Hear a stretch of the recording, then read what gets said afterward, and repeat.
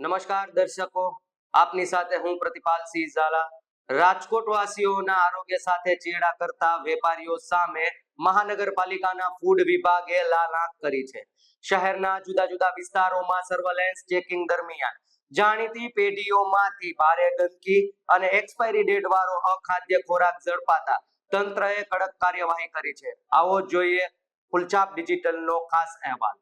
રાજકોટ મહાનગરપાલિકાના ફૂડ વિભાગ દ્વારા આજે શહેરમાં ખાણીપીણીની નામાંકિત પેઢીઓ પર ત્રાટકીને સઘન ચેકિંગ હાથ ધરવામાં આવ્યું હતું. 150 ફૂટ રિંગ રોડ પર આવેલા જૈન સ્વીટ નમકીન એન્ડ સ્નેક્સમાંથી ફ્રીજમાં સંગ્રહ કરેલો વાસી લોટ, પડતર સમોસા, વાસી મસાલો અને ગંદકી વચ્ચે રાખેલા કપાયેલા પપૈયા મળી કુલ 31 કિલો અખાદ્ય જથ્થાનો સ્થળ પર નાશ કરવામાં આવ્યો હતો.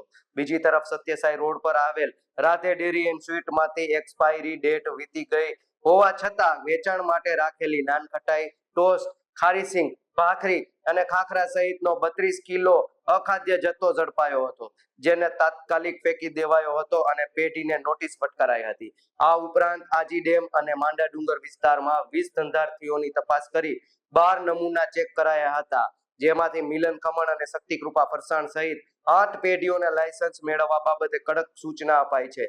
ફૂડ સેફ્ટી એક્ટ હેઠળ પપૈયાનો સંભારો અને વાડીલાલ આઈસ્ક્રીમના નમૂના લઈ લેબોરેટરીમાં પરીક્ષણ અર્થે મોકલાયા છે.